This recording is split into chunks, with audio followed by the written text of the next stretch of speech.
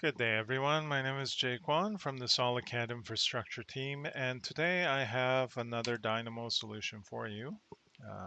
Let's take a look at the problem. So this is a point file that we're trying to import.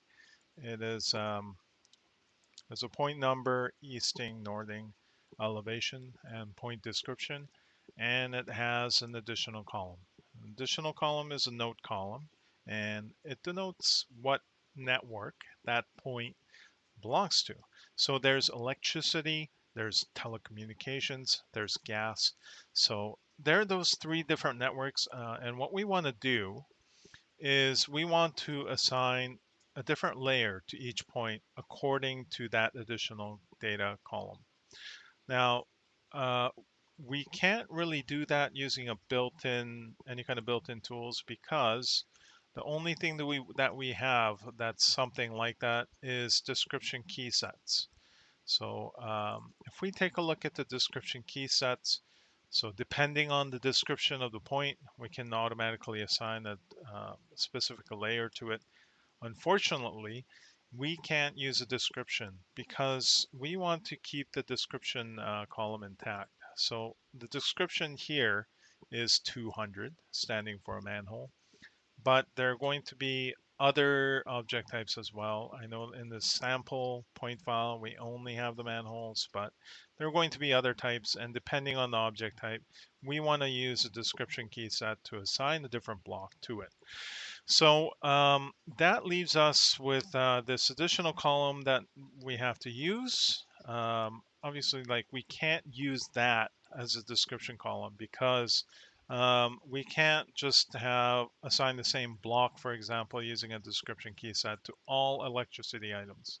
We have to separate the manholes and other objects apart. So yeah, we're going to keep the description column for description. We're just going to use this additional column for the layer. So out of the box tools, we can't really do that with, but with Dynamo we can. So let's take a look at the Dynamo script. I'll just pop that open. So this is a really simple Dynamo script as far as Dynamo scripts go.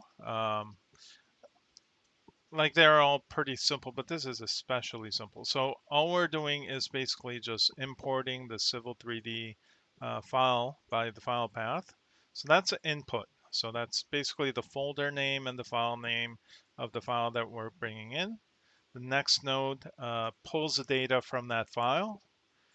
Then the next bunch of nodes sort of separate that info out into different columns. So X, Y, Z, plus the description, all of which we're just going to recycle to create the geometry point and the description.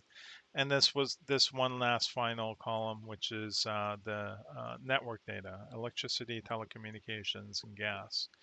Now what we're going to do is just take an input from the user, just add the text v-node- in front of those utility names to automatically create the layer names. And then we're going to automatically assign those layers to those individual points, depending on what that value is in that last column.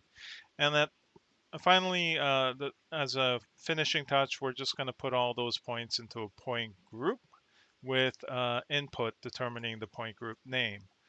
So let me just close this for now, the editor, and I'll just pop up the Dynamo player because this is what a user running the script would see. So I'm going to click on this little button to open up the inputs so you can see what that looks like.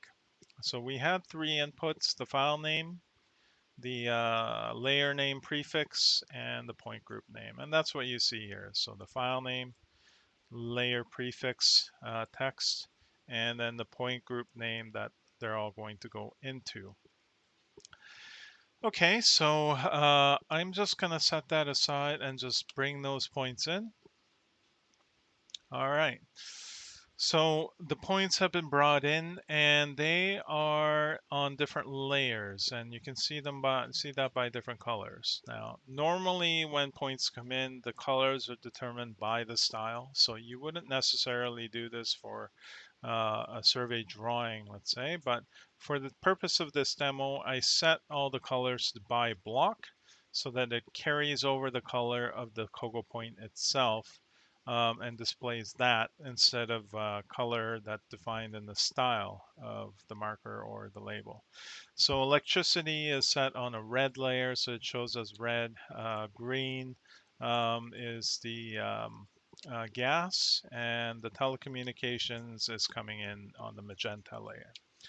So that's how we can solve simple problems with Dynamo. If you have any questions, if you want get a copy of the sample script or the demo drawing so that you can try it yourself, or if you're looking for similar solutions, please don't be afraid to contact us. Give us a call or send us an email, and we'll be happy to set you up. So thank you very much for watching, everyone, and I'll see you next time.